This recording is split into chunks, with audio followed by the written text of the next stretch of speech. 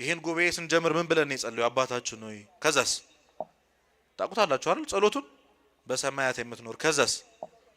ጮክ በሉ እንጂ ስምህ ይቀደስ መንግስት ትምጣ ፍቃድ በሰማይ እንደሆነች እንዲሁም በምን ትሁን ከዛ ምናችንን ስጠን እስኪ የዕለት በሉ እንጀራችንን ዛሬ ምን በለን ስጠን ለምሳሌ ሁለት ወንድማማቾች ቢኖሩ ቤት ውስጥ አንዱ ሄዶ ሁለቱ ቢርባቸው እንዶ አንዱ ሄዶ ወደ አባቱ አባዬ እራት ስጠን ብሎ ያንን እራት ብቻውን ቢበላው ተገቢ ነው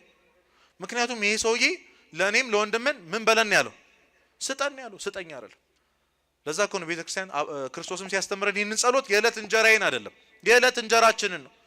ስለዚህ ዛሬ የተቀበሉ ዛሬ በልታችኋል ጠጥታችኋል አይደል ምመና አይደለ እግዚአብሔር ሲጀመር የከፈተውን ጉሮሮ ሳይዘጋ ያድር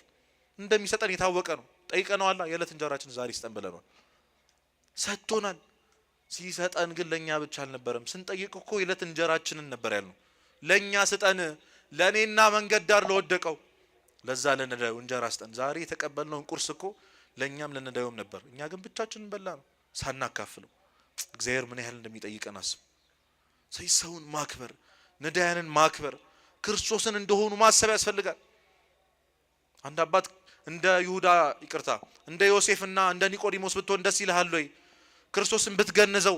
ብትቀብረው ደስ ይላል አው ካልከኝ ብዙ የሚቀብራቸው ያጡ ሬሳዎች አሉ ብዙ ክርስቶሶች አሉ የታመሙ ብዙ የተራቡ ክርስቶሶች አሉ እግዚአብሔርን ማግኘት የምትፈልጉ ከሆነ ምእመናን ነዳያን ጋር መሄድ የተናቁ ጋር መሄድ ክርስቶስ የሚገኘው እነሱ ጋር ለዛ ነው ከነሱ ልንቀበለው የሚገባን ዋጋ እጅግ ትልቅ ነበር እኛ ግን ስለናቅናቸው ክርስቶስን አላገኘ ነው የእግዚአብሔርን ስጦታና ውሃ ጠጭኝ የሚልሽ ማን እንደሆነ ብታውቂ አንቺ ትለምኚው ነበር እኛን ለምናቸው ነበር በእውነት ክርስቶስን በእነሱ ውስጥ እንደምናገኛቸው ብናውቅ ጠያቂዎቹ እኛ ነበር ስለዚህ ከዛሬ ጀምሮ ነዳያንን ማክበር